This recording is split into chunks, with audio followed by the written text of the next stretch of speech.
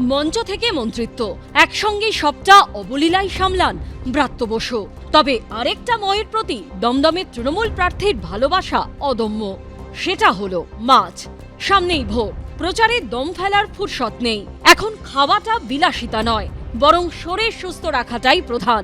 Vote প্রচারের ফাঁকে দমদমের তৃণমূল প্রার্থী ব্রাত্য বসুও পৌঁছে গেছিলেন তার বিধানসভা এলাকার একটি খাদ্য মেলায়। সেখানে জমিয়ে খেলেন পান্তা ভাত, সঙ্গে ছিল লেবু, কাঁচা লঙ্কা, আলুর চপ, ডালের বড়া, আলু ভাজা এবং আলু মাখা।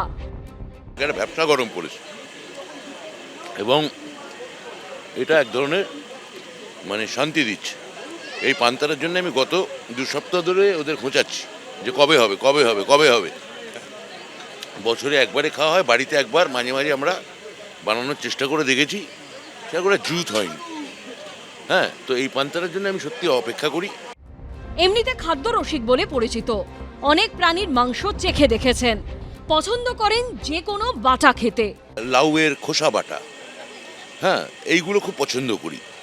ফুলকপি পাতা বাটা, এইগুলো বাটা ভাল লাগে। এখন যদি খেতে হয় এটা একটা থাকবে, ডালের সঙ্গে এটা ভাজা হলে ভালো হয়। আর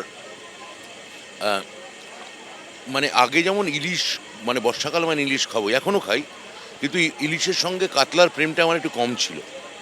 ইদানিং কাতলা মাছ টাতলা মাছ খেতে ভালো লাগছে। আর যা সনাতন শাশ্বত ভালো লাগে তা হচ্ছে আড় মাছ, হ্যাঁ, যা দীর্ঘদিন ধরে ভালোবেসে এসেছি। এইটুকু পেলেই যথেষ্ট আমার।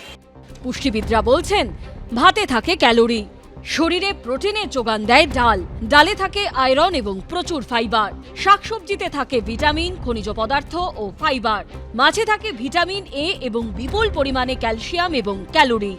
রাতে হালকা খাবারই পছন্দ ব্রাত্য বসুর। মেনুতে থাকে রুটি সবজি।